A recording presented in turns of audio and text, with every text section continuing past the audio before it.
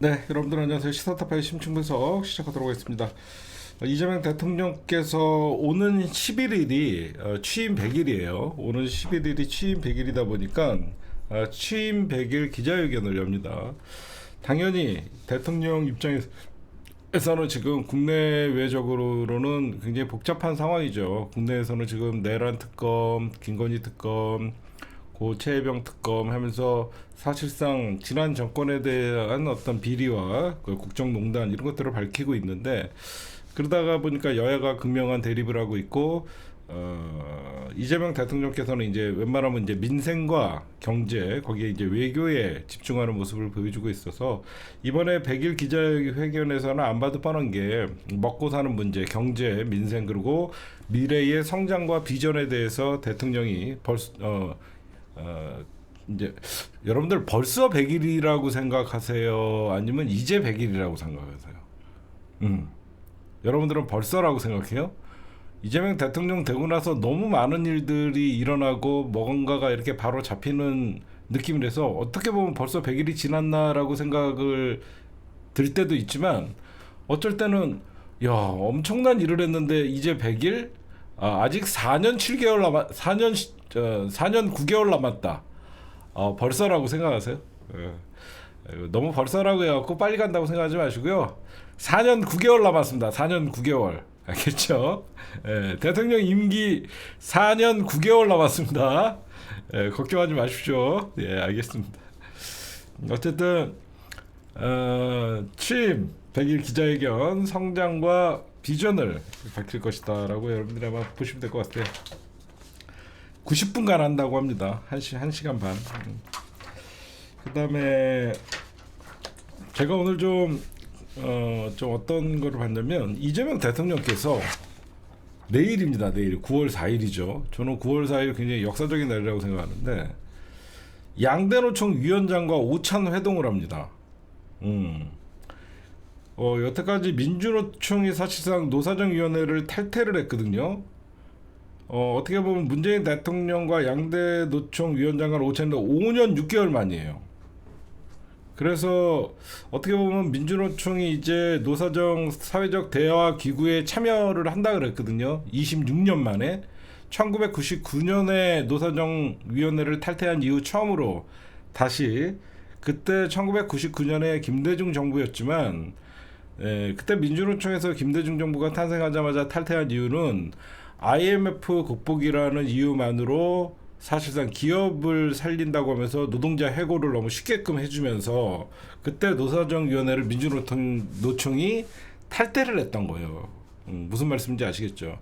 그때 김대중 대통령이 사실 IMF 극복을 위해서 진짜 전 국민이 희생을 하면서 할 때, 어떤 공적 자금은 기업에 투입되고 사실 그 기업들의 잘못이 노동자의 희생으로, 그거에 대한 불만을 가지고 민주노총이 26년간 탈퇴를 하다가 이번에 노사정 사회적 대화 기구에 참여를 한다라고 하는 건데, 이거는 어디에 설치가 되는 거냐면 국회에 설치가 되는 거예요. 국회에 설치되는 기구에 참여를 하기로 하고, 저는 그럼 왜 민주노총은 노사정 사회적 대화 기구에 참여하냐면 노란봉투법이 통과돼서 그래요. 아시겠죠? 노란봉투법이 어떻게 보면 노동계의 그 진정성을 그 전 정부에 바라고 그랬는데, 노란봉투법이 어떻게 보면 노조를 위축시키는 법이잖아요. 노조를 여태까지 이 노란봉투법이 없을 때는 사측의 고소고발 남발로 사실상 노동자들을 탄압하는 방법이었기 때문에, 이 노란봉투법이 통과가 되면서 노동계의 수건이었던 현안이 하나가 해결되면서 사실상 이제 민주노총이 노사정 대화에 참여한다라고 하면서, 그리고 두 번째 결정적인 건 뭐냐면 노동부 장관입니다. 여러분들도 보시면 그렇죠. 누구보다도 노동부 장관이 민주노총 출신이고, 이 노동부 장관이 민주노총 출신 맞죠? 노조위원이었고, 그래서 제가 보면 이런 여러 가지 민주노총이 분명히 이제 노사정위원회의 사회적 대화 기구에 참여할 수 있는 근거가 됐기 때문에 제가 들어왔다라고 생각하고, 저는 민주노총에게 좀 바라고 싶은 게 있어요. 뭐냐면 민주노총 늘 노동자를 위해서 투쟁하고 싸우고 존경스러워요. 저는 개인적으로 민주노총을 존경합니다. 그러나 민주노총의 투쟁 방식이나 이런 것들을 보면 이제 시대가 좀 많이 변했거든요. 예전에는 기업의 어떤 포괄적인 운영, 지금도 노동자를 상생의 존재라고 생각하지 않고 노동자를 사실상 그 소비재라고 생각하거든요. 도구라고 생각하는 이런 기업적 문화가 조금씩 이재명 대통령이 엄벌을 중대재해법이나 이런 거에 대해서 엄벌을 하면서 사회적 분위기가 이제 노동이 조금씩 존중되는 사회가 돼가고 있다라고 생각해요. 그래서 민주노총도 이제 어떻게 보면 21세기 2025년에 맞는 노동투쟁을 좀 찾고 사회적 대화에 좀 많이 참여를 했으면 좋겠어요. 그러면서 오히려 무조건 거부하는 게 아니라 사회적 대화를 통해서 본인들의 노동자들의 이익을 많이 좀 대변하는 진정한 노동조합이 됐으면 좋겠습니다. 어쨌든 26년 만에 노사정 대화 기구에 참여하는 민주노총의 어떤 선택에 경의를 표합니다. 그 다음에 오늘 뭐니 해도 가장 전 세계적으로 이슈는 뭐냐면 중국의 전승절입니다. 9월 3일. 이 80주년 중국의 전승절이에요. 전승절이라는 건 저번에도 말씀드렸지만 대일본 그러니까 항일 전쟁에서 중국이 승리했다라는 거예요. 거기에 이제 26개국 나라들이 이제 초청이 돼 갖고 하는 건데 이번에 중국의 전승절이 주목받는 이유는 시작부터 전 세계적으로 주목받는 이유는 김정은과 푸틴과 시진핑 즉 북중러의 정상이 한자리에 모이는 게 66년 만이에요. 저는 자주 모였을 줄 알았는데 중국, 러시아, 북한의 정상이 한자리에 모이는 게 66년 만이라는 거예요. 그래서 전 세계가 주목을 했었습니다. 아니 66년 만에 그 1959년에 북한, 중국, 소련 정상회담 이후에 1959년 이후에 처음이고요. 근데 저는 이번 왜 그러면 김정은이가 사실상 북한이 맨날 안 가면서 좀 뭐 북한이 왜 이 세 명이 모이기 힘들었던 이유는 늘 북한이 한때는 러시아와 소원해지는 관계, 또 한때는 또 그 중국과 소원해지는 관계, 이런 관계가 유지다 보니까 3개국 정상이 모이기는 쉽지가 않았었어요. 그럼 왜 김정은은 이번에 결단으로 이번에 중국의 전승절에 참석을 했나라고 저는 분석을 해봤거든요. 제 분석이 여러분들 어떤지 한번 들어봐 주십시오. 저는 김정은 이번에 전승절 80주년에 참여한 의미는 첫째, 러시아와의 안보의 굳건함이 자신감이라고 생각합니다. 사실 김정은이 최근 6년 동안 그러니까 문재인 정부를 거치면서 사실 김정은은 고립됐었어요. 이번에 러시아 우크라이나 전쟁이 발생하기 전에 러시아와도 그렇게 사이가 좋지 않았습니다. 그러면서 러시아가 사실상 유럽 국가와 세계적으로 미국 압박으로 러시아가 고립되는 틈을 타서 형제의 나라라고 하면서 북한군을 파견을 하면서 러시아와 북한의 관계가 굉장히 동맹 관계가 급속히 이루어졌죠. 그러다 보니까 이제 중국의 김정은 입장에서는 이제 안보는 러시아가 된 거예요. 여러분들이 보시면 그렇지? 안보는 러시아가 이제 혈맹 관계로 러시아가 전쟁에 처했을 때 북한의 희생을 감수하면서 군을 파견해 줬기 때문에 푸틴과 즉 북한과 러시아의 관계는 안보 동맹 관계가 확실해졌다는 거죠. 그러면 이번에 이제 북한의 김정은이가 중국을 찾은 것은 여태까지 6년간 중국과의 관계가 소원해지면서 그 관계를 풀기 위해서 왜 풀어야 되냐? 중국과는 경제 문제입니다. 우리나라도 비슷한 거예요. 우리나라 안보는 여러분들 알다시피 미국과 우리가 안보는 미국, 경제는 중국이라는 기존의 어떤 기조가 유지됐었는데 트럼프 취임 이후에 그런 기조가 지금 흔들리고 있잖아요. 그러니까 여러분들이 보셔도 러시아가 이제 자동으로 북한이 침공받으면 러시아가 전쟁에 이제 인계철성 같이 참전을 하게 되면 사실상 미국과 러시아는 전 세계에서 핵무기를 가장 많이 갖고 있는 나라이기 때문에 이제 북한은 이제 당당하게 안보는 걱정이 없다는 거죠. 그럼 이제 북한 인민들을 위해서 그리고 이제 장기 집권을 위해서는 누구보다도 김정은 입장에서는 경제가 굉장히 중요한 거예요. 그래서 사실상 6년간 북한과 중국 사이에서도 경제 교류나 이런 것들이 소원했었는데 이제 본격적으로 중국과의 경제 교류를 위해서 이번에 간 것이고, 그리고 김정은이가 중국과 이렇게 경제적으로 얘기할 수 있는 거는 중국에 처한 입장입니다. 그게 무슨 말이냐? 중국이 지금 전 세계의 미국의 우방들을 통해서 중국을 압박하고 있죠. 그러니까 한마디로 과거같이 중국이 미국의 어떤 압박을 강하게 느낀 적이 없었어요. 지금같이. 그러다 보니까 중국이 오히려 고립되는 모습을 보여주고 있잖아요. 뭐 여기저기서 뭐 이 동북아에서는 한미일, 저쪽 뭐 미국이 유럽 국가들과 연대를 하고 또 호주와 필리핀 이렇게 하다 보니까 오히려 중국이 미국의 압박에 패권 전쟁에서 굉장히 국제적으로 고립될 수 있기 때문에 이런 어떤 김정은이라는 어떤 한미일 북중러라는 이 새로운 구도가 고립된 중국이나 미국과의 패권 전쟁에서 그렇게 불리하지가 않잖아요. 그러니까 중국도 지금 미국의 관세 전쟁이나 어떤 그 영토 분쟁 이런 것들에 대해서 굉장히 미국의 압박을 느끼고 있는 찰나에 북한의 형태는 자기네 동맹국가 형제의 나라가 라고 하는 러시아가 침공당했을 때 군대를 파병하는 모습을 보면서 국제적 위상이 올라간 거죠. 김정은이가. 그러다 보니까 이제 이번에 북한의 김정은이가 이 행사에 참여한 거는 뭐냐면 기존에는 전 세계적으로 이제 중국과 러시아가 여러분들 보세요.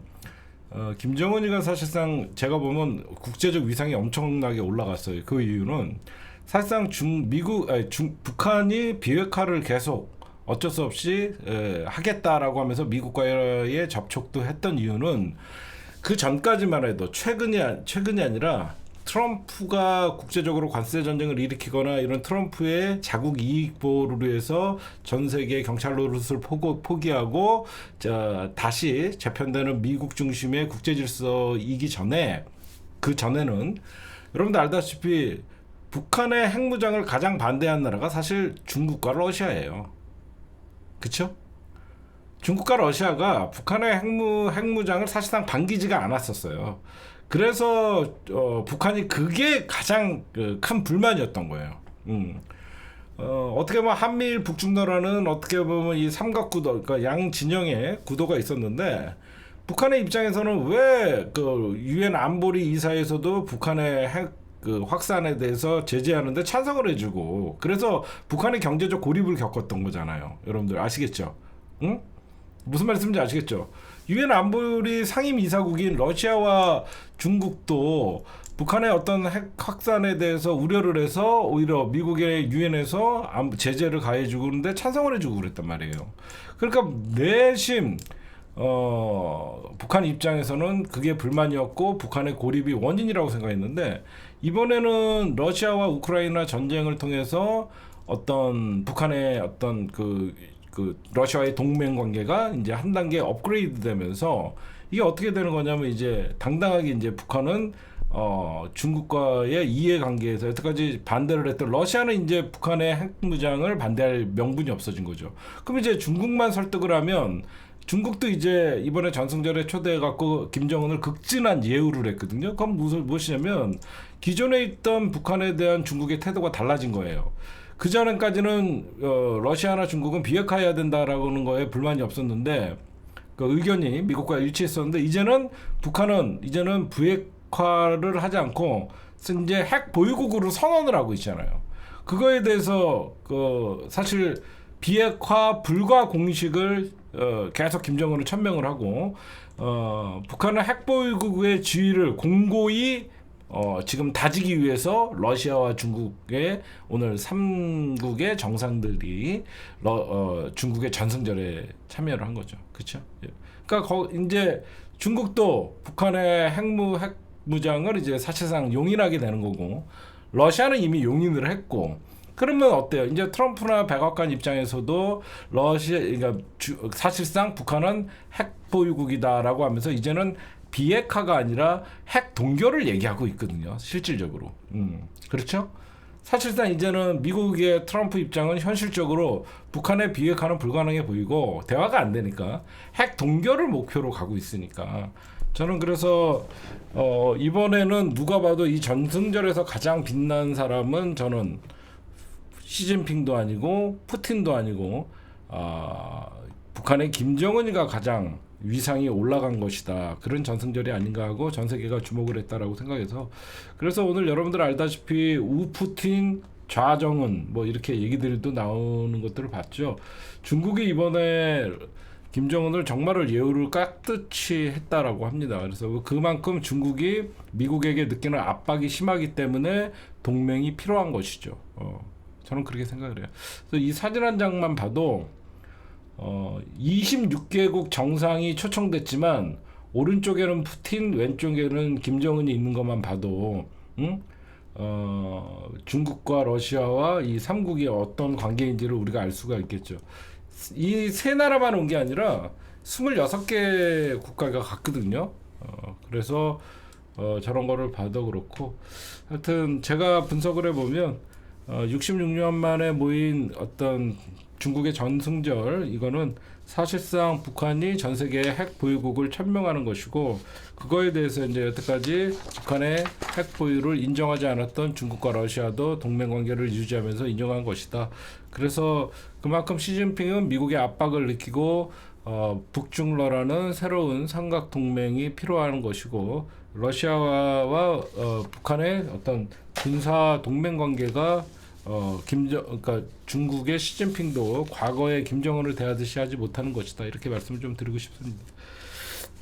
제 분석은 이래요. 그 다음에 결국은 이렇게 북중러 3국 정상이 한 자리에 모인 거는요, 반미 연대를 과시하는 것이죠.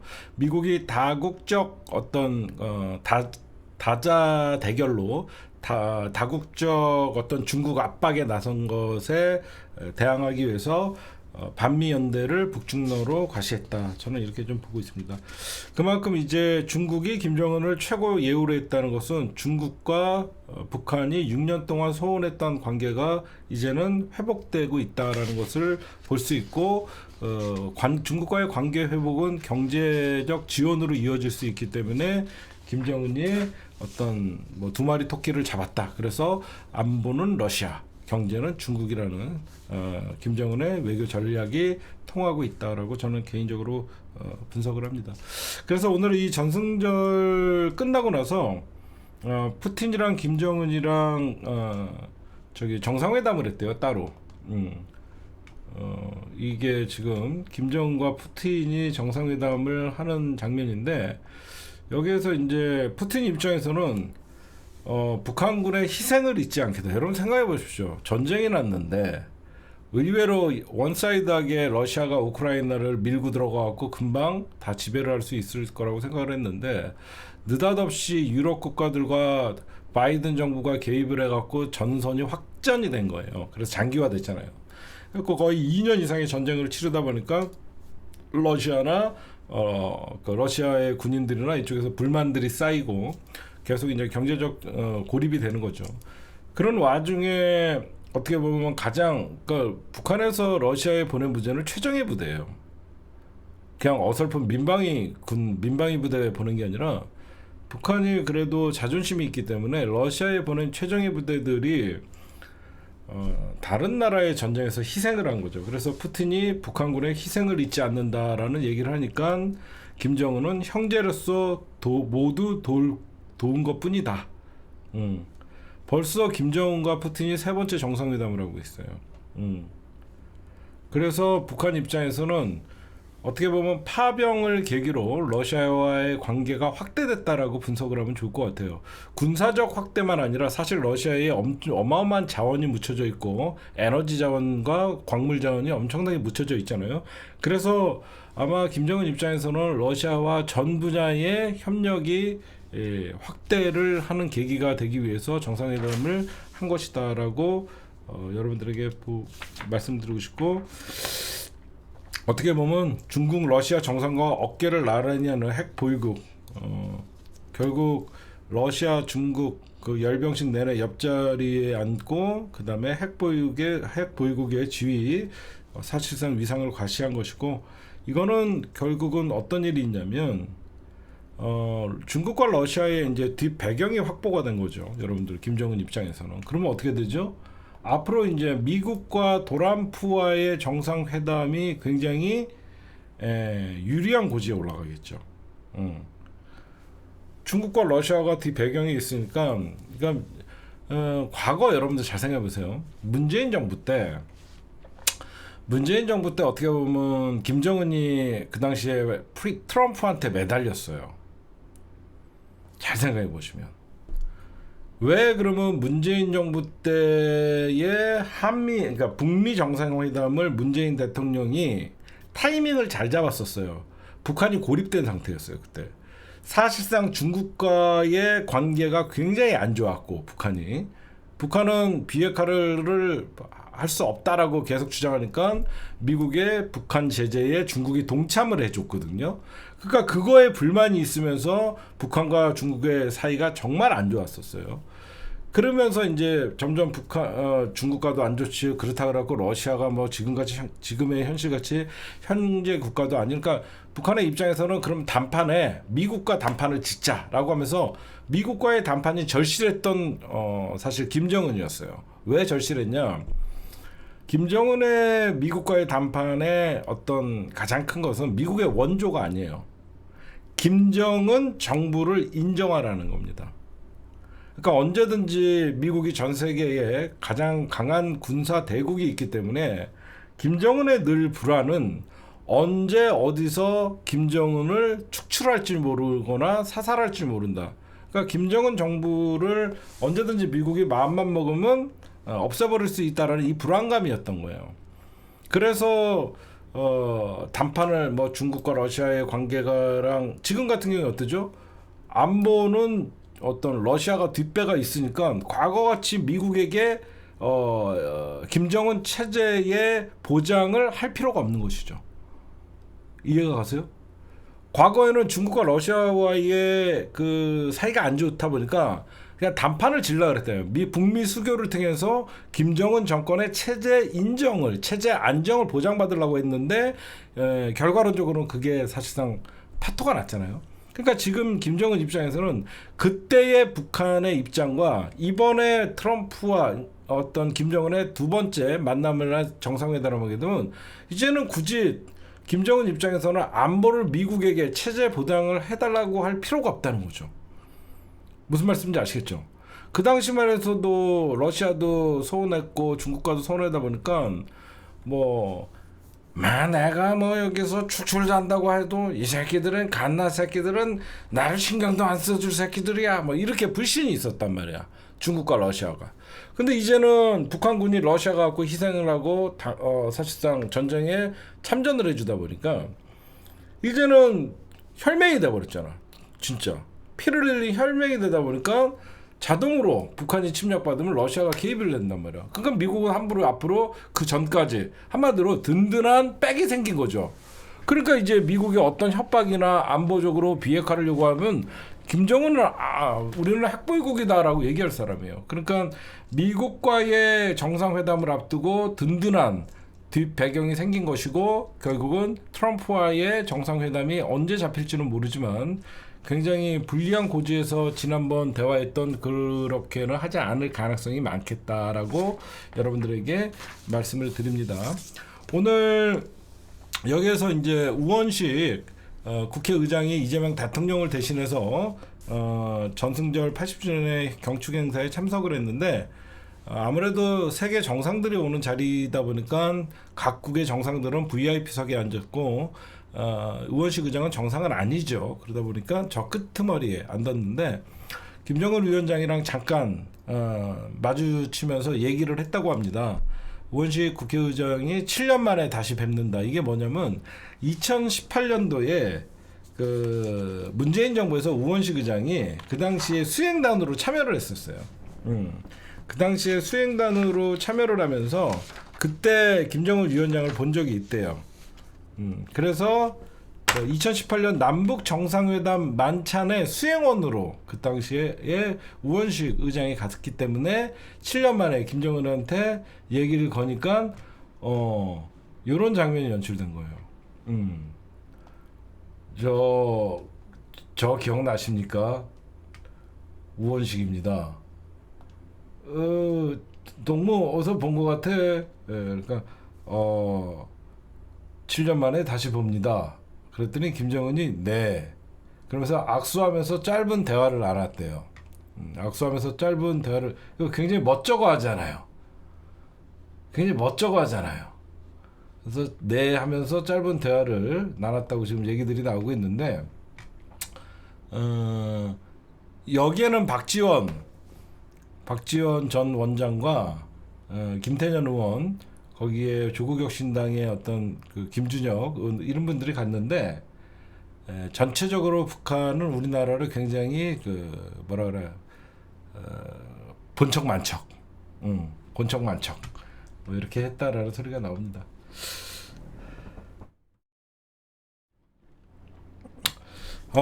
저는 오늘 사실 뭐 제가 오늘 전승절 뭐 열병식 이런 것들을 말씀드렸지만 중국과 러시아와 이제 밀착한 김정은이죠. 저는 이제 가장 고민은 이재명 대통령이라고 생각해요.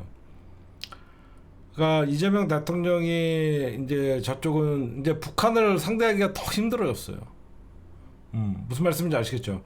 문재인 대통령은 북한이 사실상 중국과의 소원한 관계, 러시아와의 소원한 관계에 빈틈을 타서 남북의 평화 무드와 남북 관계를 회복을 시키고 거기에 그러니까 북미 정상회담을 사실상 주선을 했는데 지금 중국과 러시아와 밀착한 김정은 입장에서는 굳이 대한민국을 내세워서 미국과의 정상회담이나 이런 것들을 의지할 필요가 없게 된 것이죠. 그래서 이재명 대통령은 페이스 메이커를 한다라고 말씀을 하셨지만 지금 사실상 과거같이 김정은 위원장이 윤석열이가 워낙 그동안 3년 동안 북한과의 적대적인 관계를 적대적인 관계로 만들어놔서 외교적으로 이제 굉장히 참 이제 북한을 어떻게 다룰 것이냐 이것도 굉장히 힘들 거예요. 그래서 이재명 대통령이 휴전선 주변에 각종 어떤 소음기나 라디오 방송 이런 것들을 다 철수하면서 우리가 먼저 손을 내밀고 있는데 사실상 북한이 아쉬운 게 없는 거예요. 지금 우리나라에게 자기네들은 이미 핵 보유국을 천명을 했고 우리나라가 이런 어떤 남북 관계의 회복이나 이런 것들에 대해서 미국이 관세로 압박을 하다 보니까 어떤 동북아 중심론이나 이런 거를 얘기할 수 없는 상황이에요. 외교적으로 참 이제 이재명 대통령이 한미일 북중러라는 이 새로운 신냉전 체제 또는 이 저 체제에 대해서 우리나라가 한미일 북중러의 한 이쪽에 너무 치우치면 또 북한, 중국, 러시아와 어떤 외교적으로, 안보적으로, 경제적으로 굉장히 힘들어질 수 있기 때문에 참 에이펙 정상회담을 기회로 중국과의 관계도 먼저 저는 이재명 대통령이 반중, 친중 이런 프레임에 너무 신경 쓰지 마시고 중국과의 관계 회복, 그다음에 북한과의 평화 무드, 러시아와의도 관계 회복을 나서야 된다고 생각합니다. 예. 다 이게 윤석열이 망쳐놓은 그러니까 외교 참사예요. 이것도 북한과의. 그다음에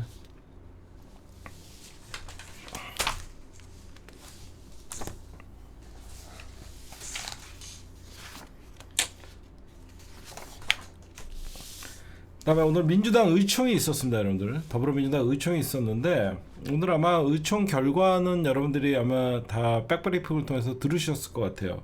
그러니까 행안부를 밑에 이제 놓기로 했다 중수청. 그리고 법무부제 놓자는 얘기는 없었다. 괜히 뭐 불협화음이 있었다 이런 비공개 회의에서 이런 말들이 나오면 또 누가 법무부에 논차고 했냐라고 하면서 또 이 갈라치기 새끼들이 또 나설 거 아닙니까? 그러니까 이 정청래 당대표님이 참 정무감각으로 법무부에 논차는 주장 없었다. 우리 행안부 산하 중수청에 넣기로 했다. 사실상 당론이다라고 하고 민주당 의원님들도 여러 가지 토론을 했다. 정책 의총에서 토론을 했고 중수청은 행안부로 놓기로 했고 나머지 최종 결론은 지도부에 위임하기로 했다라고 하면 여러분들 알다시피 정청래 당대표께서 누구보다도 검찰개혁은 끝장나겠다라는 분이기 때문에 행안위로 결정됐다라고 보시면 될 것 같습니다. 9월 7일에 최종 고위 당정에서 결론이 날 걸로 보입니다, 여러분들. 다만 제가 여러분들 걱정되는 게 있어요. 지금 우리가 계속 주목했던 게 중수청을 어디다 놓을 것이냐. 이제 행안위로 돼갖고 어느 정도 많은 사람들이 이제 공감되고 왜 그러냐면 제가 이런 생각을 했었어요. 저는 법무부는 절대 안 된다고 제가 계속 그러니까 이 논쟁 자체가 잘못됐다라고 생각을 했거든요. 처음에 그냥 국가수사본부 넘기면 되는데 근데 굳이 중수청을 만든다 그러면 저는 법무부는 안 된다라고 얘기했었잖아요. 이거는 행안위에 놔야 된다는 거는 저는 얘기를 했는데 그 이유가 뭐였냐면 중수청을 행안위에다가 놓으면요 검사들이 지원을 하지 않아요. 무슨 말씀인지 아시겠죠? 중수청을 경찰 밑에다 놓으면 지금 중수청을 설치하면서 검사들에게 뭐라고 하냐면 수사하고 싶은 검사들은 이쪽 와서 수사하라고 해요. 그러니까 검사들은 자존심 상해서 안 온단 말이에요. 근데 이 중수청을 법무부에다가 놓으면 이 새끼들이 갈 가능성이 되게 많아요. 그래 지원 안 하는 게 좋은데 행안위에다가 놓으면 지원을 안 할 가능성이 많아요. 그래서 사실상 검사들이 손을 뗄 가능성이 많은데 이걸 법무부에다가 놓으면 어차피 법무부 밑에서 기소하고 공소를 유지하기 때문에 중수청이 법무부로 갈 경우에는 이 검사들이 이 중수청에서 사실상 새로운 검찰청을 만들려고 할 가능성이 있다는 거예요. 제 말이. 제 말 이해하세요? 응? 그쵸? 이 새끼들이 원래 안 갈라 그랬는데 중수청 밑에다 놓는다 그러면 대거 검사들이 수사 중수청을 장악을 해갖고 중수청을 제2의 저는 검찰청으로 만들 가능성이 있다라고 생각한 거예요. 그래서 저는 법무부는 안 된다라고 얘기한 거예요. 예전부터 법무부 산하에 검찰청이 있었잖아요. 그 법무부 산하에 중수청이 있으면 검찰청 폐지하고 중수청이 제2의 검찰청 노릇을 할 저는 그런 위험성도 있다는 생각을 했어요. 그래서 저는 무조건 행안위로 가야 된다. 그러면 얘네들이 완전 부처가 바뀌고 사실상 그러니까 안방에서 검찰청이라는 안방이 없어지고 그냥 이사 가는 거거든요. 저는 이런 악영향이 올 수도 있다라고 생각해요. 여러분들도 그런 생각하죠. 잘못하다가 검찰청을 폐지한다 그러면고 아예 이사를 그냥 이사 가자 그래갖고 거기 있던 수사 검사들이 전부 중수청을 장악을 해버리면 그건 어떻게 하겠냐는 거죠. 그래서 나는 이걸 무조건 행안위 밑에 놔야 된다. 그래서 경찰과 경쟁하는 그러면 얘네들은 굳이 행안위로 가서 행자부 장관의 지휘를 받지 않으려고 할 거 아니에요. 저는 그런 생각을 좀 했고 그 다음에 이번에 이제 민주당이 이제 가닥은 잡았잖아요. 행안위에 중수청을 놓고 보안 수사권을 절대 안 줘요. 보안 수사권 줬다가는 똑같아집니다. 검찰은 무조건 수사하면 안 돼요. 저는 그건 원칙은 벗어나면 안 돼요. 뭐 그거 문제 어느 정도 해결이 된 것 같아요. 근데 제가 걱정되는 건 뭐냐면 중수청을 어떻게 견제할 것인가. 이게 아직 안 나와요. 중수청 통제 방안. 어떻게 그러니까 중수청도 이게 여러분들 알다시피 제가 늘 얘기하지만 우리가 권력을 잡았을 땐 아무 문제가 없습니다. 그렇죠? 우리가 권력을 잡았을 때는 아무 문제가 없어요. 근데 이 중수청을 어떻게 통제할 것이냐. 제가 그래서 생각한 게 뭐냐. 중수청과 검찰청을 없어지고 그러니까 어쨌든 뭐 중수청이건 뭐든지 권력의 가장 좋은 통제 방법은 권력을 안 뺏기는 거예요. 진짜 아니 답이 없어. 응? 중수청이건 뭐 사법부건 검찰청이 우리가 다 당해봤잖아. 최고의 통제 방안은 정권을 뺏기지 않는 겁니다. 진짜로 최고의 통제 방법은 딴 거 없어. 정권 바뀌면 아무리 무슨 견제 장치를 놔도 지금 사실 여러분들이 생각해도 망가지는 거 뻔하잖아요. 국힘당 없애고 민주당이 계속 집권해야 돼요.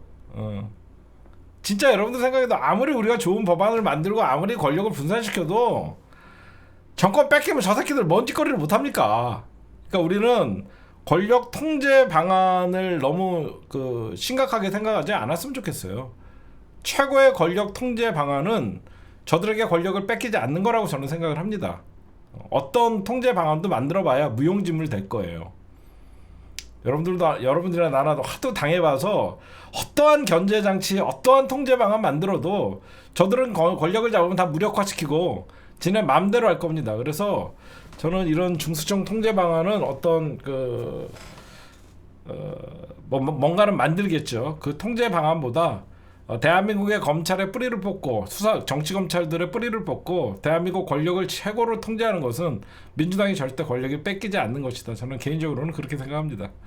죽을 때까지 권력 잡자. 죽을 때까지 뺏기지 말자. 내가 죽는 날까지는 적어도 50년, 나는 50년 더 살 거야.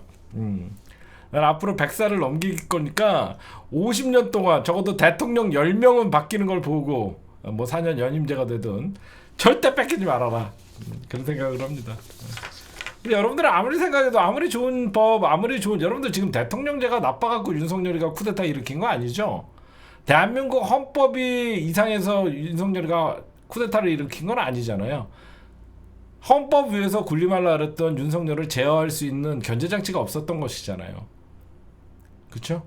그러니까 권력을 안 뺏기는 게 최고입니다, 여러분들. 저는 그렇게 생각해요. 9월 7일 날 최종 결정을 한답니다. 고위 당정, 그러니까 정청래 대표님이나 어떤 최고위 그분들과 정부, 어떤 법무부 장관, 행안부 장관, 국무총리, 대통령 이렇게 모여갖고 최종 결정을 한다니까 여러분들이 그거 주목해 주시면 될 것 같아요. 그 다음에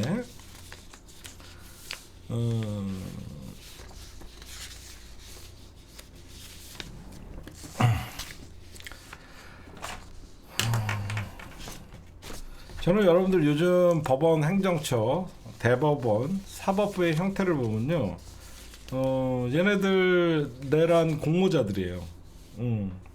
법원, 행정처가 모든 특검 수사의 위원이니 계속 브레이크를 걸고 있습니다. 법원, 행정처가 국외 도피, 도와도 시효 정지 특별법 개정, 그러니까 이번에 내란 특별법 개정안에 지금 해외로 김건희 증인들이나 내란 증인들이 많이 도망갔잖아요. 그래서 이번에 특검법 개정안에 해외로 도주하거나 그런 사람들에게는 공소시효가 중지된다. 시효가 중지되는 거여서 언제 얘네가 도망가고 나중에 들어와서 이제 무죄를 못 받게 하기 위해서 국외 도피를 한 자들에게는 공소시효가 정지된다 이렇게 개정안을 했어요. 언제든지 10년이 걸리든 20년이 들어오면 잡을 수 있게. 거기에 좀 강력하게 그러니까 도망가는데 도와준 사람들의 범죄도 사실상 공소시효를 없애놨어요. 그러니까 국외 도피 중인 피의자와 수사기관을 사실상 수사기관은 무기한 연기를 해놓은 거예요. 그랬더니 이놈들이 법원에서 뭐라고 지금 재검토해야 된다. 국민들의 사법 수사권 남용이 될 수 있다라고 하면서 지금 이런 어떤 또 브레이크를 걸었어요. 저는 이거는 지금 아까도 잠시 얘기했지만 법원은 지금 내란을 옹호하고 있는 거예요. 내란을 단죄할 마음이 없는 겁니다. 김건희 특검이나 최혜병 특검, 내란 특검 다 사실상 각각의 특검이 지금 발의가 돼서 수사를 하고 있지만 모두가 김건희를 가리키고 있어요. 이거는 어마어마한 사실상 계엄 쿠데타, 내란 친위 쿠데타였고 김건희가 사실상 지가 대통령 노릇을 했던 건데 이거를 일반 형사 사건으로 보는 거예요. 제가 계속 주장하죠. 저는 법원을 특검해야 된다고 생각합니다. 법원은 특검 받을 충분한 사유가 있습니다. 지난 대선 개입했던 조이대 이 하나만으로도 법원은 그러니까 지금 특검을 받아야 돼요. 사실상 국민들의 선택을 박탈해 가면서 민주주의의 꽃인 사실상 선거를 유권자를 기망할 수 있었어요. 여러분들 그렇게 생각하지 않으세요? 지네가 뭔데, 조이대 지가 뭔데, 가장 국민들이 선호하는 대통령 후보를 자기 마음대로 공직선거법으로 사실상 대통령 후보에 못 나오게 하려는 사상 초유의 사법 쿠데타를 일으켰던 조이대가 특검 대상 아닙니까? 응? 조이대 특검 해야죠. 지가 뭔데 민주주의의 꽃인 대통령 선거를 지가 개입을 해서, 이거 완전 특검 아니에요? 사법부가 노골적으로 선거에 개입한 사건인데 우리라도 좀 외치자고요. 조이대 특검해야 된다. 응? 조이대 특검하면 자연스럽게 직위원회도 딸려오는 거고, 그 당시에 어떤 놈들이랑 상의를 했고 왜 그런 결정을 했는지, 응? 누가 봐도 조이대의 사법 쿠데타였고, 윤석열은 어떻게 보면 내란 쿠데타를 일으킨 거고, 조이대는 그 내란 친일 쿠데타가 실패하니까 견제 장치로 사법 쿠데타를 일으킨 거예요. 여러분들 끔찍한 얘기 하나 해줄까요? 만약에 조이대가 사법 쿠데타가 성공했으면 어떻게 되는지 아시죠? 대통령은 김문수였습니다. 이재명 대통령 자체가 후보 등록을 못합니다. 그걸 노렸던 거예요. 이재명 대통령이 후보 등록 기간을 지나서 후보 등록도 못하게 하려고 그랬던 겁니다. 그러면 그냥 무혈 입성할 뻔했어요. 그래서 우리가 그 당시에 혹시나 해서 한 명 정도 더 대통령 후보 등록을 해야 되지 않냐, 그런 생각을 했잖아요. 응? 지금 사사건건 법원 행정처가 특검법 개정안에 대해서 딴지를 거는 거는요, 계속 이의제기라는 거는 지금 특검의 수사기간 연장에 대해서도 지금 법원이 이의제기를 하고 있어요. 뭐라고 하는지 아십니까? 피고인 방어권 침해가 우려가 된다는 거예요. 욕 한마디만 할게요. 야, 이 미친 새끼들아, 이게 보통 형사사건이냐? 피고인의 방어권? 이거는 계엄령이었으면 그냥 윤석열은 사형이야. 지금 민주주의를 파괴하고 헌법을 유린하고 군대를 동원해서 국민들에게 총을 겨눈 새끼예요. 안 그래요? 제 말 맞죠? 이게 보통 사건이 아니에요. 무슨 피고인의 방어권 침해가, 얘는요 군대를 동원해서 제 앞에서 총질을 하려고 그랬어요. 여러분들 아마 방송에서 봤죠? 제가 총치어라고 하는 거. 군인을 동원해서 국민들을 죽이고 권력을 영구집권을 하려는 새끼한테 무슨 방어권을 얘기합니까? 전 제 앞에 진짜 707 부대가 총을 겨누고 있었어요. 응?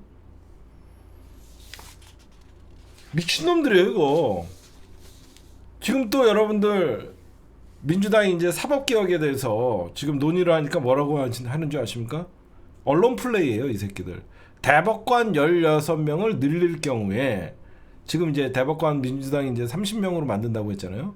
그러니까 현재 14명에서 16명을 늘릴 경우에 증원시 1.6조가 든다, 돈이. 그리고 법관이 174명이 필요하다. 1, 2심 악화가, 이런 개소리예요. 언론 플레이예요. 응? 제가 하나 말씀드리고 싶습니다. 쓰레기 법관들 때문에 1.6조가 아니라 대한민국의 경제, 국력, 피해는요 천문학적입니다. 사법부만 윤석열, 김건희를 제대로 판단을 해주고 무죄를 주지 않았어도 이렇게 3년간 대한민국이 경제적으로 위기에 처하지 않고 그 돈으로 환산하면 김건희의 국정농단이 1.6조만 되겠냐고요. 수백 조를 날린 것이고 전 국민이 내란의 스트레스를 겪었던 것은 돈으로 환산할 수 없습니다. 지들 밥그릇 사실상 날라갈까봐 대법관 증언하면 1.6조가 든다? 말 같지도 않죠. 160조, 16조가 들더라도 사법부도 이제는 견제받는 어떤 사법부가 돼야 돼요. 허구한 사법부의 독립 운운하면서 본인들은 정작 떳떳한가? 저는 지금 법원행정처는 딴지 걸 때가 아니라 반성을 해야 될 때예요. 응? 왜 사람들이 내란을 겪고 이 친위 쿠데타를 진압하는 지금 조은석 특검이나 김건희 특검이나 최혜병 특검이 왜 이렇게 여러 가지 사건 수사에 대해서 법원은 건건이 기각을 시키고 선택적 영장을 내주고 지금 왜 국민들은 특별재판부를 요구를 하는지 그걸 알아야죠. 법원의 신뢰가 땅바닥에 떨어졌기 때문에 지금 현재 조희대 대법관에서의 이 사법제도는 우리가 신뢰할 수 없으니까 적어도 내란에 대해서는 단죄해야 된다는 중도층과 이 민주시민들이 있는데 그들의 판결은 너무나 어처구니 없고 아직도 이런 조희대 같은 내란 수계를 날짜냐 시로 계산해서 풀어준 이런 작자들이 아직도 윤석열 재판을 진행하고 있고 윤석열 재판을 비상식적으로 지연시키고 있고 안 그래요? 재판에 참석 안 해도 강제 구인 얘기하지 않고 걸석 재판을 진행하고 있는 이 비정상적인 너무나도 국가적으로 중대한 역사적인 사건을 너무나 안일하게 진행하고 있는 이 주견에 대해서 그 어떤 징계도 하지 않고 방관하고 있는 이 조희대 사법부에 대해서 국민들이 지금 특별재판부를 요구하는 거잖아요. 본인들이 제대로 재판하고 신속히 하고 국민들이 궁금증과 국민들의 갈망을 대한민국 최고의 보류인 사법부에서 단죄를 하게 되면 박수를 받죠. 당연히 박수를 받을 것을 오히려 국민들의 의욕을 더 키우고 심지어 내란 공범이 아니냐라는 소리까지 나오게끔 하는 게 지금 사법부가 키우고 있는 거잖아요. 근데 무슨 자격으로 내란 특별재판부를 설치하면 위헌적이다. 사법부의 독립을 훼손한다. 이런 개소리를 합니까? 반성부터 해야지. 그리고 지금 제가 이것저것 쳐다보다 보니까 내란 특별재판부, 즉 민주당이 지금 갖고 온 내란 특별재판부는요 위헌적 요소가 없습니다. 왜 위헌적 요소가 없냐면 법원 행정처에서 얘기하는 건 사법부 독립과도 전혀 별개고요. 왜 제가 좀 분석을 해봤어요. 왜 최종적으로 민주당이 만들었는데 최종적 임명자는 대법원장이 임명하게 돼 있나라고 제가 그게 의혹이 있었어요. 그렇죠? 여러분들도 이해가 안 가죠? 왜 대법원장이 임명을 하면 또 내란 재판부도 똑같아지는 거 아니냐라고 제가 봤더니요. 우리나라 법률에 대법원장과 대법관만 대통령이 임명하고 헌법 제104조 1항과 2항에 일반 판사는 대법원장이 임명해야 된다는 거예요. 일반 판사는. 그래서 특별재판부의 판사도 조희대가 임명해야 되는 거예요. 헌법에 이렇게 돼 있어요. 그래서 위헌 논란이 없는 거예요. 그래서 민주당이 최종적으로 특별재판부의 추천위원회를 만드는 그 추천위원회는 국회가 3명 그러니까 민주당이겠죠. 내란 쟤네 빼면 지금 어떻게 되나 했더니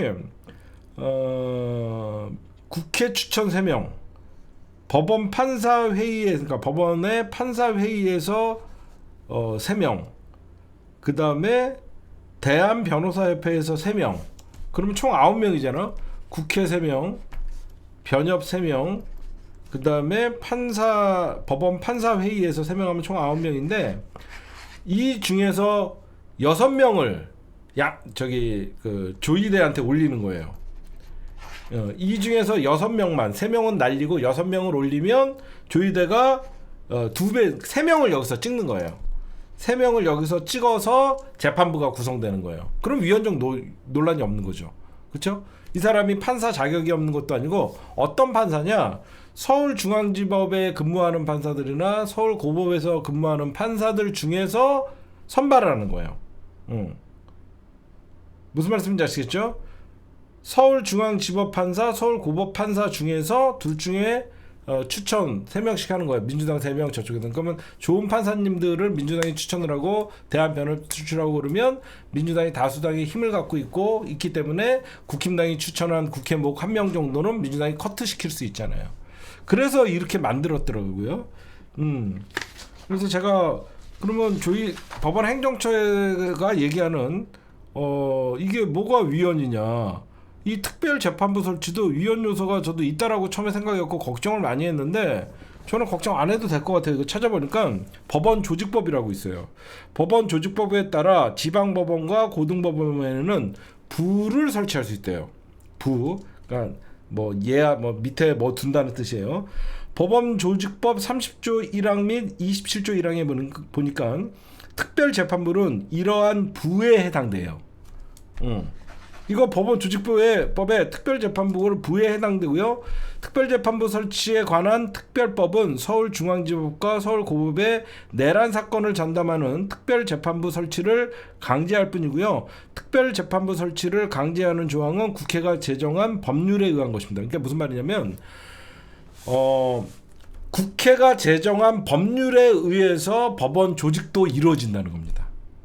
그러니까 국회가 제정한 법률에 의해서 법원 조직이 따라서 움직이기 때문에 국회가 제정한 법률에는 법원 조직법에는 지방법원과 고등법원 밑에는 부를 설치할 수 있다라고 하는데 이 부가 특별재판부에 해당된다는 거예요. 그러니까 위헌 논란이 없다라는 겁니다. 조이대 민나요. 왜 갑자기 조이대 민나요가 나와? 말귀를 못하네. 그래서 이 법원 조직 왜 여러분들 외부 변호사나 그런 사람들을 지금 특검은 변호사 하던 분들이 검사 역할을 하잖아요. 근데 법원 왜 지금 서울중앙지법 판사나 서울고법판사를 특별재판부 판사로 뽑을 수밖에 없나를 좀 봤더니 법원 조직법은 그러니까 법원 조직법에 법관을 어떻게 정의를 하고 있냐면 대법원장, 대법관, 판사 이렇게 셋으로 구분하고 있어요. 그래서 밖에 있는 전직 판사, 변호사 이 사람들이 해당이 안 되는 거예요. 무슨 말씀인지 아시겠어요? 조이대는 누가 조이대를 믿으래? 여기서 들어와갖고 개소리. 누가 조이대 믿으래? 뭐 방송 내용에 맞지 않는 병신 같은 소리 하고 앉아있어. 왜 갑자기 조이대를 믿나? 누가 조이대를 믿으래? 못 믿으니까 이거 만들자는 거 아니야. 토라이 같은 게 들어와갖고. 그러니까 제 말은 무슨 말씀인지 아시겠죠? 법원 조직법에 법관을 대법원장, 대법관, 판사로 구분하기 때문에 어쩔 수 없이 외부에 있던 판사들을 또는 변호사들을 특별재판부의 판사로 임명을 할 수가 없고 내부에 있는 중앙지법 판사나 고법 판사 중에서 뽑을 수밖에 없다. 그 얘기를 해드리는 거예요. 여러분들 무슨 말씀인지 아시겠어요? 법원 조직법에 판사를 정해놨어요. 그래서 우리가 특검같이 변호사 출신들을 특검보로 임명을 하고 그런 걸 못한다는 거예요. 그렇게 아시면 될 것 같고 또 이 특별법이 중요한 건 뭐냐면 이 내란 사건을 여러분들 1심 3개월, 2심 3개월 뭐 이런 것들이 있잖아요. 이 내란 사건의 상고심은 대법원에서요. 마지막 1심 3개월, 2심 3개월, 마지막에는 대법원에서 하는데 이게 당연히 여러분들 윤석열이 임명한 대법관들은 재척 사유가 되죠. 누가 봐도 재판의 공정성을 확보하기가 힘들겠죠. 윤석열이 임명한 재판관이 거의 대법에서 한 7, 8명 되잖아요.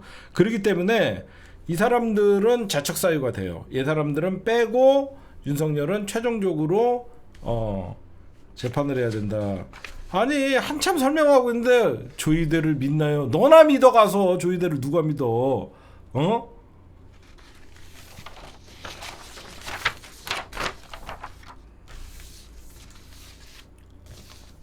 엉뚱한 소리 하니까 그러지 들어와갖고. 하여튼 저는 내란 특별재판부 뭐 민주당이 계속 띄우고 있잖아요. 계속 띄우지만 결국은 압박용이에요. 지금은 압박용이지만 앞으로 계속 지금 사법부가 이유 없는 영장 기각이나 이런 게 나오면 언제든지 실행될 수가 있어요. 이미 발의가 돼 있는 상태예요. 이미 발의가 돼 있는 상태이기 때문에 언제든지 실행하는 거는 그래서 알다시피 계속 영장이 기각되거나 이유 없는 판결 하면 니들 특별재판부 설치한다. 저는 여기서 이제 더 민주당이 좀 제대로 내란을 극복을 하고 제대로 재판을 끌고 가려면 이 내란 특별재판부와 별도로 민주당이 조의대 특검을 발의해야 된다고 생각해요. 민주당이 조의대 특검을 발의하면 이 새끼들 지금 개혁이고 나발이건 그 조의대와 그 주변에 윤석열이 임명한 대법관들이 그 당시에 어떻게 2심을 유죄 취지에 파기환송을 하는 과정, 그 당시에 대선에 개입했는지 저는 명명하게 밝힐 수 있다고 생각해요. 이거는 분명히 조의대의 대선 개입이잖아요.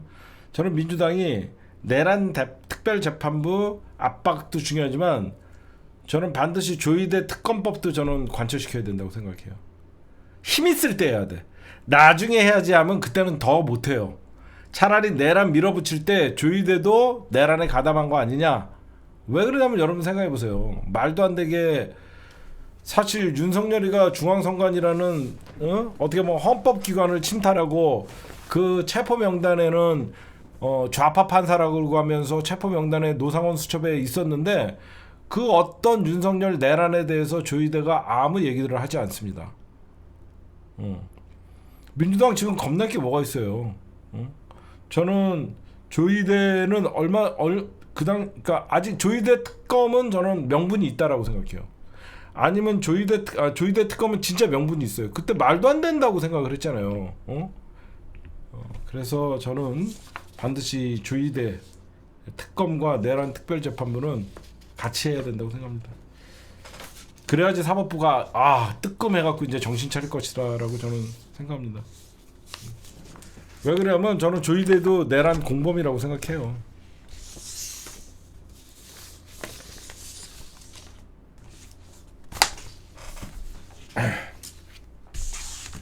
(2부에서) 오늘 심층 분석할게요. 김건희 거. 예, 그리고 오늘 특검이 압수수색을 했죠. 지금 추경호가 원내대표로 있었던 국민의힘 원내대표실을 압수수색을 하려고 했더니 이 왜구들 하는 짓 보십시오. 특검이 딱 들어가려고 했더니 여기 앉았어. 얘네들이 불체포 특권이 있기 때문에 얘네들이 공무집행을 방해해도 체포를 할 수가 없어요. 현장 범은 가능한가? 이 새끼들이 이러고 있어요. 근데 저는 이런 생각을 합니다. 특검의 압수수색을 막고 결국은 내란 비호 정당, 그냥 내란 정당을 자임하는 거예요. 그런 말씀을 좀 드립니다.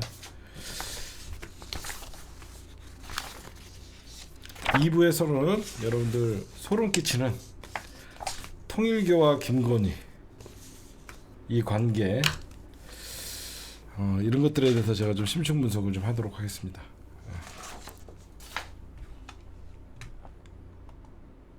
네, 여러분들 오늘 김건희 특검에서 이봉관 회장을 이틀째 조사했어요. 이틀째 이 고령이거든요. 이봉관 회장이. 근데 이봉관 회장을 이틀째 조사했다라는 거는요. 이봉관 회장이 뭔가를 부른 거예요. 그렇죠? 단순히 나토 3종 세트만 얘기한 게 아니라 이봉관 회장이 국가조창기도회의 회장이었잖아요. 이봉관 회장이 뭔가를 술술 분 거예요. 그래서 특검이 이틀 연속 부른 겁니다. 뭔가 단서를 잡았다는 거예요. 그래서 조만간 특검이 뭔가 나올 거예요. 제가 뭘 말씀드리고 싶으냐면 통일교가 왜 윤석열 정부에서 기다렸다는 듯이 본인들의 사업과 종교를 더 우리나라에서 확대시키려고 했냐. YTN을 인수하고 본인들의 교리를 전파하기 위하려고 어떻게 보면 정치 자금을 뒤에서 대준 거거든요. 한학자가. 저는 이게 일본 아베와도 관계가 깊어요. 왜냐면 여러분들이 잘 보시면 우리가 잊고 있었는데 아베가 왜 죽었어요? 아베 살해 동기는요, 통일교잖아요. 아베 살해 직접 동기가 결국은 한국 보수 정치권 국힘당과도 엄청난 금품이 오가고, 여기에 일본에 어떤 엄청난 통일교가 세력이 있어요. 그래서 오래전부터 아베의 할아버지까지 통일교와 엄청난 교류 관계가 있었어요. 일본의 정치인들은 대부분 통일교의 정치 자금을 받고 뒤에서 후견인 노릇을 한 게 통일교였어요. 그러다 보니까 아베 살해 이유는 아베의 일본 내 통일교 지원이었어요. 그러니까 아베를 살해한 사람이 그게 2022년 7월 8일인가 그래요. 내 기억에.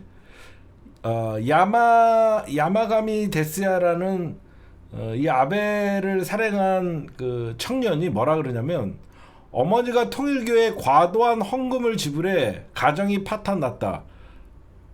그 돈이 얼마냐면 1억 엔을 갖다 바쳤대요. 통일교에. 1억 엔이면 우리나라 돈 10억. 심지어 아버지의 사망 보험금까지 통일교에다가 갖다 바쳤다는 거예요. 그래서 사실상 이 청년이 처음에는 한학자를 죽이려고 했대요. 처음에는 한학자, 통일교의 교주였던 한학자를 죽이려고 했는데, 한학자가 워낙 경호가 세고 만날 수가 없으니까 우연히 이 청년이 TV를 보는데 통일교 행사에서 아베가 연설을 하다라는 거예요. 통일교 연설에서 통일교 행사에서 아베가 연설을 하는 걸 보고,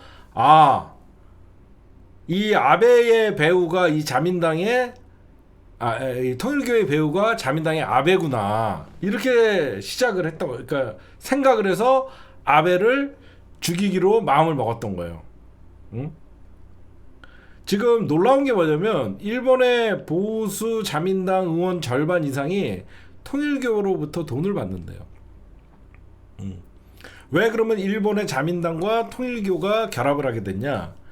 일본의 자민당이 초창기에 전쟁 이후에 반공을 내세웠어요. 저 인간들도 공산주의의 어떤 침략을 두려워해서 반공을 내세울 때, 처음에 통일교의 교리가 박정희 때 제가 뭐라 그랬죠?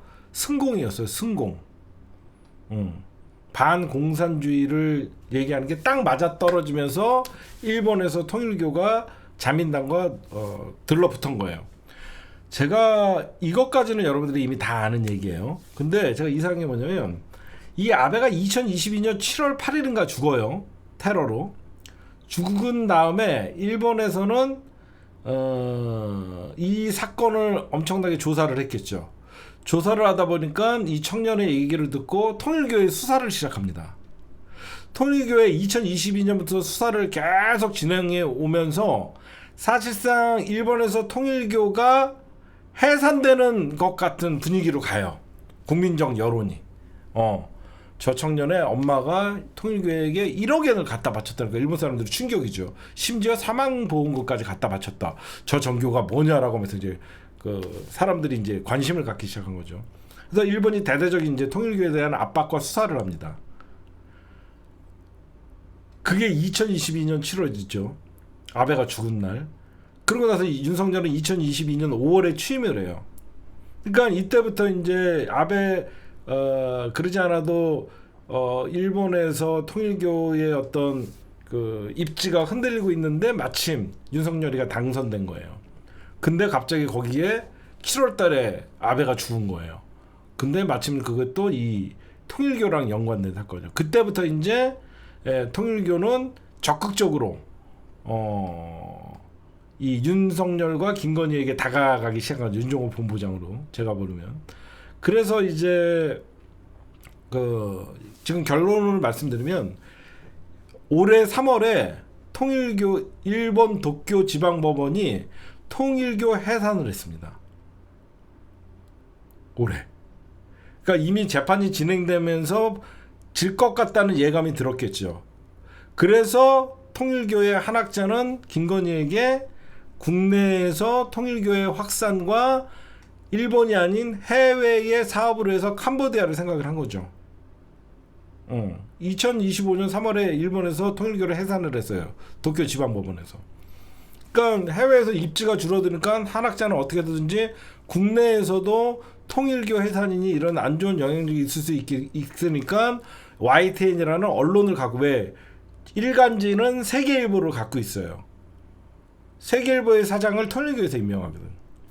그러다 보니까 여러분들이 생각해도 통일교가 점점점 고립되고 위기에 처하니까 거기에다가 우리나라에서 한학자가 해외 원종 도박까지 있고 그런 얘기가 들으니까 노골적으로 윤석열이나 어떤 다 여기저기서 얘기를 들어보니까 김건희는 사실상 미신을 많이 믿고 어떤 주술의 영향을 많이 받는다라고 하니까 거기에 딱 해당되는 게 통일교가 이때다 싶어갖고 YTN 인수 거기에다가 통일교 교리를 전파하고 캄보디아 이러면서 김건희한테 다가간 사건이라고 저는 생각해요. 그래서 결국은 정부 차원에서 통일교를 돕겠다고 김건희가 얘기를 했거든요. 명품을 쳐받으면서 정부 차원에서 통일교를 돕겠다. 여러분들 정부 차원에서 통일교를 돕겠다는 거는 이단이 아닌 정상적인 종교 이단 취급을 하지 않겠다는 거거든요. 제가 보면 이 통일교는요, 일본 보수 자민당 의원 절반 이상에게 뇌물을 주며 진짜 정치권과 밀접한 관계인데, 일본의 자민당이 누구죠? 우리나라의 바로 국힘당인 거예요. 이해가 가시죠? 일본의 자민당 정치인들에게 뇌물 주면서 일본에서 뿌리를 내렸던 그 통일교가 당연히 일본의 자민당은 국힘당 아닙니까? 이런 국힘당의 권선동만 돈을 받았겠냐고요. 응? 진짜 아베 살인 사건으로 진상이 알려져 일본 정치권에서 퇴출을 당하고 결국은 한국 보수 국힘당과 더욱 밀착 관계를 맺기 시작했고, 응?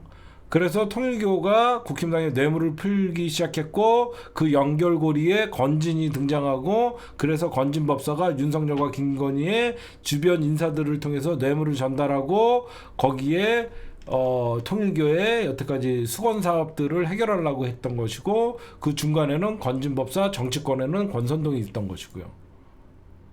이제 딱 맞아떨어지죠. 그렇죠?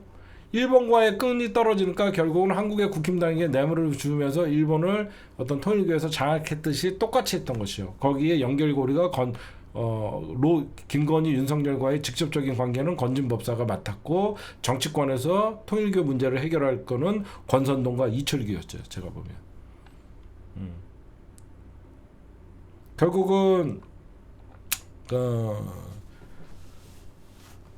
결국은 일본의 어떤 그 자민당까지, 일본 내 자민당, 국힘당, 통일교는 다 연결돼 있다라고 생각해요. 여러분들 봐도 윤석열이 이상하게 친일 정책을 펼쳤잖아요. 응? 통일교, 자민당, 국힘당은 다 연결돼 있다라고 믿어도 저는 그렇게 봐요. 그래서 이게 단순히 뇌물 사건이 아니에요. 제가 보면. 결국은 통일교를 통해서 어떤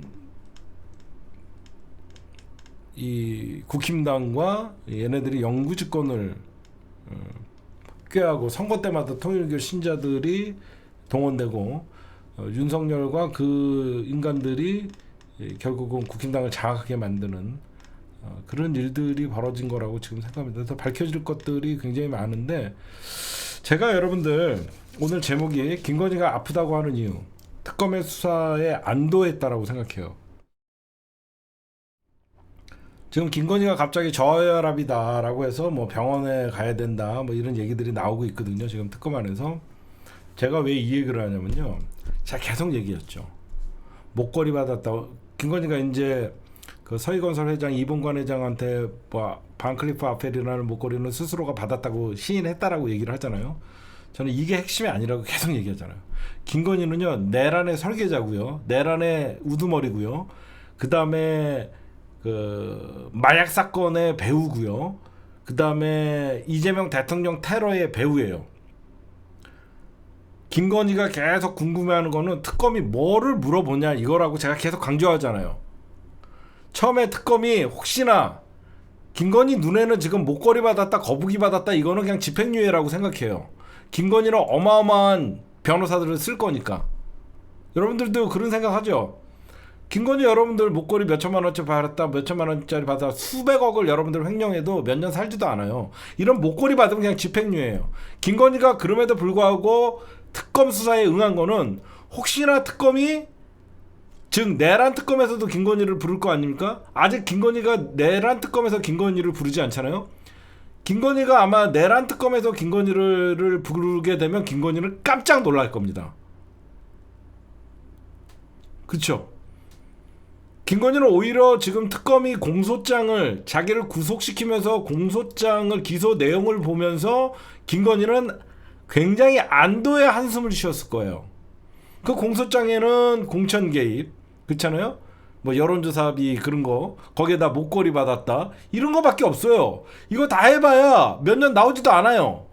그냥 보석 신청이나 이런 거 하면 돼요. 김건희가 진짜 두려워하는 것은 내란 특검에서 내란의 설계자가 노상원과 김건희가 연결돼 있다, 이런 문제라고 생각해요. 그래서 김건희가 처음에는 수사에 성실히 나가서 진술 거부하는 거는 할 말을 할 필요가 없으니까, 특검이 뭘 알고 있는지 알고 싶었던 거야. 단순히 목걸이 받았다, 무슨 뭐 목걸이 반지 받았다, 시계 받았다, 김건희 속으로 아마 웃었을 거예요. 아, 얘네들 이거 갖고 나 잡으려 그래? 도이치모터스 주가 조작 사건 뭐 언제 건데, 뭐 이미 그거 해봐야 뭐 얼마나 된다. 저는 그렇게 생각을 해요. 그래서 저는 특검 수사에 오히려 1차 김건희 특검의 기소 내용을 보고 오히려 김건희는 안도했을 것이다. 그러나 지금 김건희 특검도 제가 하는 얘기, 김건희 특검에서는 지금 김건희를 2차 기소, 3차 기소까지 생각하는데, 제가 매일매일 강조할게요. 김건희는요 이런 잡범이 아니에요. 여러분들 진짜 김건희가 대통령이었어요. 12월 4일날 김건희는 내란 수계라고 떠든 건 저고요. 윤석열 취임 다음날부터 대한민국의 대통령은 김건희라고 얘기한 사람 저예요. 윤석열을 대통령이라고 생각하지 마세요. 윤석열은 대통령이 아니에요. 김건희가 모든 걸 다 했어요. 김건희가 내란에 알리바이를 만들기 위해서 그날 성형외과를 간 겁니다. 김건희가 성형을 그날만 갔겠습니까? 왜 그날 김건희가 기사 뉴스에 걸렸겠습니까? 알리바이 만든 거예요. 응? 김건희는 내란 설계에 내란 수계와 공모한 거예요. 두 번째, 인천 세관 마약 사건에서 세관을 움직이고 경찰청을 움직이고 모든 검찰을 움직일 수 있는 유일한 사람은 김건희예요. 안 그래요? 누가 움직입니까? 인천 세관의 단속반을 검색하지 못하게 움직일 수 있는 사람, 경찰의 마약 사건의 브리핑을 막을 수 있는 사람, 검찰의 수사를 막을 수 있는 사람 누구예요? 대통령실이에요. 그 대통령실의 실권자는 누구예요? 김건희예요. 제가 이래도 김건희는 마약 사건에게 자유로울 것 같아요? 아니에요. 모든 사건은 다 김건희예요. 김건희가 특검에 자주 출석하는 것은 특검이 뭔가 언론에 나오는 거 말고 아는 게 있나가 굉장히 궁금한 거예요. 자기가 평생 감옥에서 나올 수 없는 거, 바로 내란 수계, 내란 설계, 노상원과의 직접 대화로 저는 체포명단 지시도 김건희가 있다고 생각해요.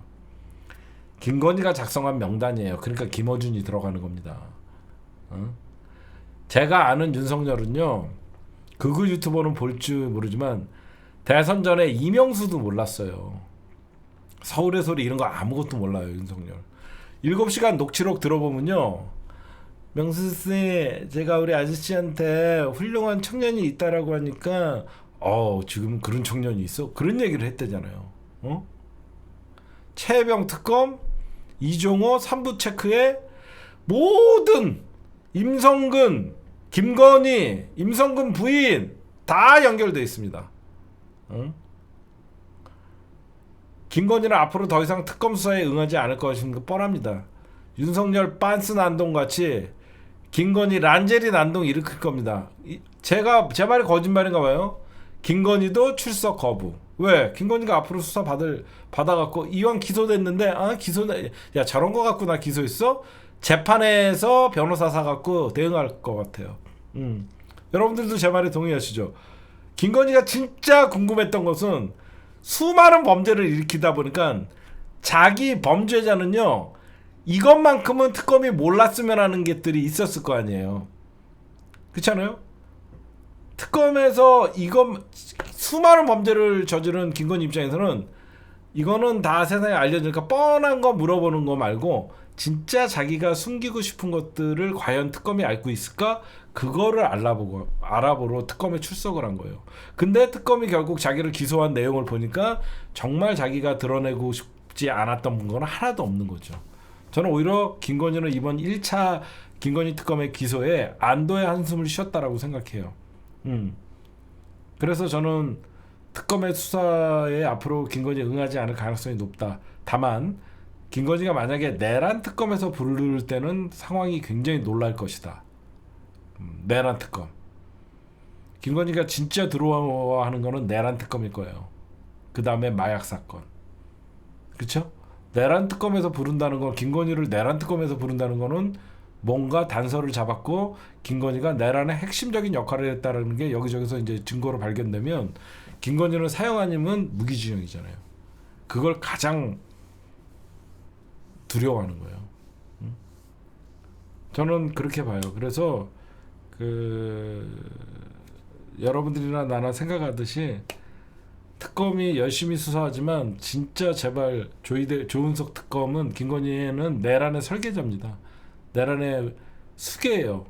윤석열만 내란의 수괴가 아니라 다시 한번 조은석 특검도 김건희와 내란 관계를 꼭 내란의 원인이 김건희가 아니라 김건희가 내란을 일으킨 거라고 좀 봐주세요, 제발.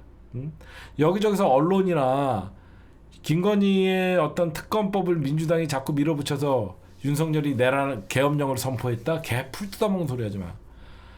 김건희 때문에 내란을 윤석열이가 계엄령을 선포한 게 아니라 김건희가 계엄령을 선포한 거예요. 제발 그렇게 좀 생각해 주시고 보고. 두 번째, 마약 사건 반드시 김건희 특검에서 지금 다루지 않고 있죠. 이 마약 사건은 누가 다루고 있냐면 임은정 검사가 다뤄요. 동부지검에서 다루고 있는데 저번은 동부지검에서 마약 사건을 반드시 임은정 검사가 김건희에 대해서 칼자루로 댔으면 좋겠어요. 제 말 맞죠? 지금 김건희 특검에 마약 사건이 들어가 있지가 않아요. 16개 사건 중에 김건희의 마약 사건이 들어가 있지가 않아요. 근데 동부지검에서 이 사건을 임은정 검사가 이제 지휘를 하게 됐거든요. 저는 반드시 마약 사건을 임은정 검사가 꼭 밝혀주길 제가 부탁을 좀 할게요. 꼭 딴 게 아니라 이거는 임은정 검사 똑똑하잖아요. 좀 그렇게 생각하고 그래서 아마 저는 앞으로 김건희는 특검이 뭘 갖고 있나가 궁금한 거지 자기가 특검에 가갖고 진술을 뭐라고 할 게 궁금한 게 아니에요. 그러니까 아무 소리 안 하잖아. 특검만 나가서 진술 거부하는 이유는 특검이 뭐를 알고 있나가 제일 궁금했고 김건희가 두려워하는 것은 내란, 마약, 그 다음에 이재명 대통령 테러의 배후 요 세 개를 어느 특검이 먼저 말을 꺼내냐가 지금 이번에 특검의 성패라고 저는 생각합니다. 여러분들도 아마 동의하실 거예요. 그렇죠? 여러분들 김건희 자범 아니에요. 목걸이 쳐받고 시계 쳐받고 그래갖고 제 구속도 시키면 안 돼요. 그렇죠? 공천 개입하고 목걸이 받고 시계 받은 걸로 쟤를 저렇게 가벼운 죄로 처리하면 안 돼요. 저거는 지가 대통령 짓을 했고 지가 내란을 일으켰고 지가 계엄령을 선포한 년이에요. 모든 게 김건희예요. 제가 얘기했잖아요. 뭐가 이해가 안 갈 때는 다 김건희 머리로 생각하면 다 그게 짜 맞춰준다고. 그 다음에 이 얘기 좀 합시다. 지금 제가 오늘 아침에도 좀 얘기했는데 그 한학자 총재의 변호인단을 보면서 여러분들 참 자괴감이 들었죠. 이게 자본주의의 저는 논리라고 생각해요. 오광수 민정수석뿐만 아니라 3달 만에 한학자 변호인단에 참여를 하고 고문단으로 김호수가 들어가고 그 김호수와 같은 로펌에 있는 현재 검사가 박찬수인가? 그 검사가 김호수랑 같은 로펌이고 통일교를 수사하는 사람이에요. 근데 이거는 논란이 될 걸 알면서도 변호사를 수임한 거는요, 거부할 수 없는 돈이 천문학적으로 준 거예요. 누가 봐도. 그렇죠? 거부할 수 없는 천문학적 돈이 전달돼서 그래요. 저는 100억 단위라고 저는 볼 수 있는데, 제가 왜 이 말씀을 드리냐면요, 저는 이번에 한학자의 변호사 수임을 한 걸 보면서 왜 우리가 검찰개혁을 반드시 전광석화 같이 해야 되는지를 안 거예요. 그쵸? 우리가 왜 검찰개혁을 전광석화 같이, 그거 제발 누가 추천한 거예요? 그런 거 좀 따지지 마요. 그냥 이재명 대통령이 임명했어요. 그냥 이재명을 욕하세요. 그러고 싶으면. 이재명 대통령 앞에서는 찍소리도 못하고 자꾸 이재명 대통령 바보 좀 만들지 마세요. 추천하면 임명하는 그런 바보를 만들지 말라고요. 내 말은. 제발 누가 추천해서 이런 거 좀 물어보지 마요. 임명한 거 이재명 대통령이에요. 이재명 대통령이 누가 추천해서 그냥 추천하면 바로 임명하는 그런 바보를 만들지 말라고요. 이재명 대통령이 사람 잘못 본 거예요, 그냥. 제가 말씀드리고 싶은 거는, 왜 검찰의 수사권을 박탈해야 되냐면, 완전히 이제 영원히 수사를 못하면, 결국 검찰의 수사권이 돈이었어요. 그쵸? 여러분 생각해 보세요. 아니, 검찰의 수사권이 돈이란 말이야. 이 특검 오광수나 김호수나 전직 검사장 출신들을 천문학적인 돈을 주고 변호인단하는 건 뭐예요? 지금 특검이 수사권을 갖고 있어서 그런 거예요. 특검의 수사를, 특히 통일교를 수사하는 사람들과 연관 있는 사람을 찾다 보니까 김호수로 간 것이고, 이재명 정부와 가장 신임이 있는 사람을 찾다 보니까 오광수로 간 거고. 왜 여러분들 검찰의 수사권을 박탈하면요, 정관예우 사라져요. 검찰의 수사권을 박탈하면 정관예우가 사라지고요, 개헌을 통해서 국민 배심원제를 만들면요, 법관의 전관예우가 사라집니다. 국민 배심원제는 개헌을 통해서 해야 되거든요.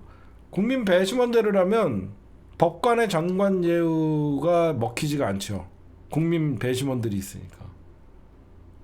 그러니까 제가 말씀드리는 거는, 저는 참 이 사람들이 불쌍해요.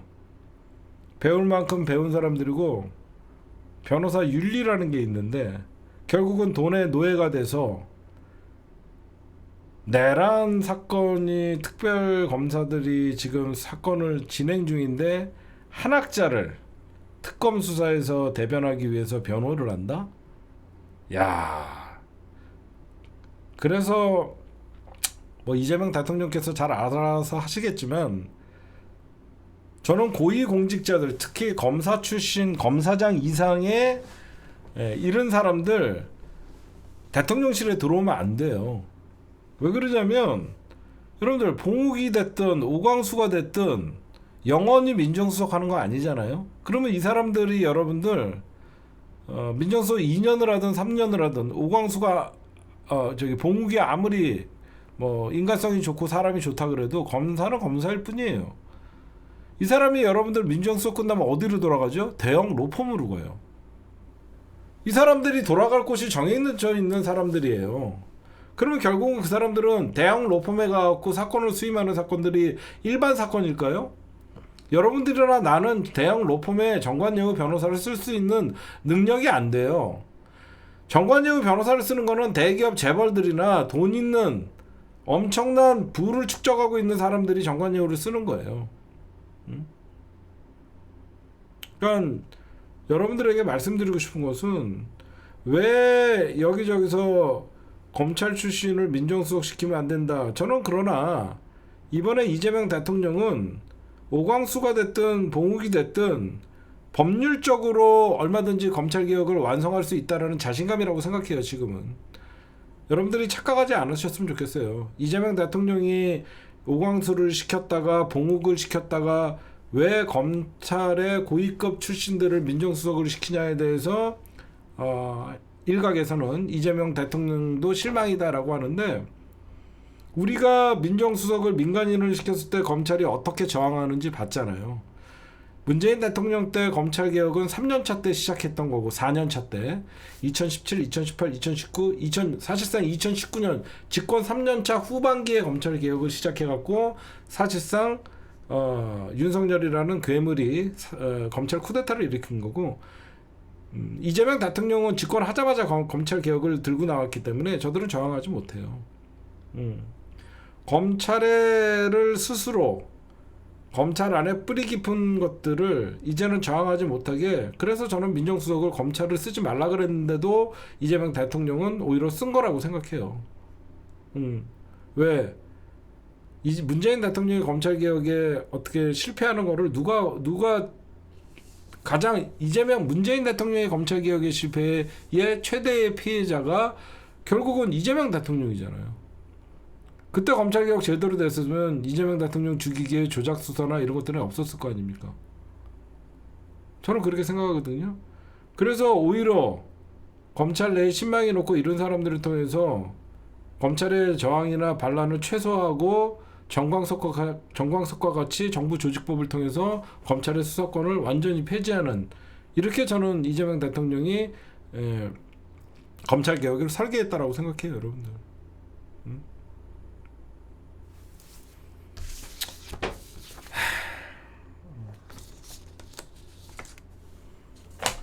아유, 힘들다. 네, 오늘 제가 준비한 심층 분석은 여기까지만 할게요. 그 다음에 제가 좀 하나 말씀드리고 싶은 게, 우리 사회에 어느 순간부터 피해자를 비난하는 사회가 됐죠. 그러니까 제가 세월호 때 여러분들 가장 놀란 게 뭐였냐면, 세월호 참사 때 가장 놀란 게, 걔네가 무슨 나라를 구하러 가다 죽었냐, 수학여행 놀러 가다가 죽은 애들을 왜 국가의 세금으로 보상하냐, 그런 얘기를 하는 거야. 우리 사회가. 그것도 일부지만. 아니, 가만히나 있으면 될 것을 걔네가 무슨 나라를 위해서 순직한 것도 아니고 놀러 가다가 수학여행 가다가 죽은 애들을 왜 국가가 보상해 줘야 되냐, 그게 일베들의 논리였어요. 야, 그때 저는 좀 충격을 받았어요. 야, 점점 우리 사회가 공동체가 무너지고, 저는 공동체가 무너지고 있다라는 게 그때 참 느꼈어요. 그러니까 왜 쟤네들은, 그게 여러분들, 제가 세월호 참사의 진상규명이 안 됐기 때문에 이태원 참사가 났을 때도 똑같은 형태가 저는 발휘가 됐다고 생각하거든요. 그게 뭐냐면 2022년에 일어났던 이태원 참사 때 어떤 신남성연대 이런 극우들이 뭐라고 떠들었냐면, 서양 귀신 축제에 술 퍼마시고 놀다가 죽은 건데 걔네들을 왜 보상금을 줘야 되냐. 그러니까 타인의 고통에, 그러니까 한마디로 이 피해자들을 안타까워하고 그들을 우리 사회의 공동체로 보지 않고, 자기 돈이 아니지만 왜 국가가 그 사람들한테를 돈을 주냐. 심지어 세월호 참사 때 무슨 일이 있었냐면, 1인당 얼마를 보상한다 이런 국가의 보상 제도가 좀 어떻게 보면 이제 언론을 통해서 흘러나오니까 이런 얘기가 나와요. 저 돈 받는 부모들 입이 찢어지겠네. 얼마나 좋을까 이런 개소리를 해요.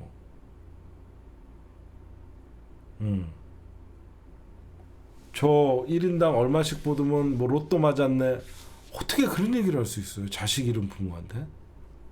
나는 그때 세월호 때 참사의 진상 규명이나 어떻게 보면 책임자 처벌을 제대로 안 했기 때문에, 그리고 국가가 그런 막말하는 것들을 방치했기 때문에, 이런 이태원 참사가 일어났을 때도 포털이나 여러 여기저기 어떤 뉴스에 댓글들 달리는 거 보면 조롱과 희생자를 비난하는, 어떻게 희생자를 조롱하고 비난하고, 그게 일베들이 결국은 5.18 희생자들을 그 태극기에 쌓인 그 관에 있는 분들을 택배 왔어요라고 하면서 비하했던, 그러니까 우리 사회가 왜 그런가 했더니 정말로 공동체 사회가 붕괴가 되면서 결국은 타인의 고통에 공감하지 못하는, 오히려 타인의 고통보다 내 돈은 아니지만 국가의 세금이 더 아까운 그런 점점점 물질 만능주의의 세대가 되면서 너무 마음이 아팠던 것 같아요. 제가 보면 갑자기 그런 생각이 드네요. 어제 우리 지성이 아버님 세월호 얘기를 하다 보니까. 그래서 이재명 대통령이 너무너무 잘한 게, 이런 참사 때 악플 달거나 조롱하거나 막말하는 것들 좌시하지 않겠다라고 해서 이번에 경찰청에서 바로 그런 TF 만들었잖아요. 그렇죠? 이태원 참사를 희생자들을, 그의 가족들을 모욕하고 조롱하는 거 가만두지 않겠다. 그 다음에 세월호 참사의 어떤 유가족들 아직도 고통 속에 있는 그 사람들 가만두지 않겠다. 그거는 참 이재명 대통령이 잘한 정치라고 생각해요. 네, 오늘 녹화는 여기까지만 할게요.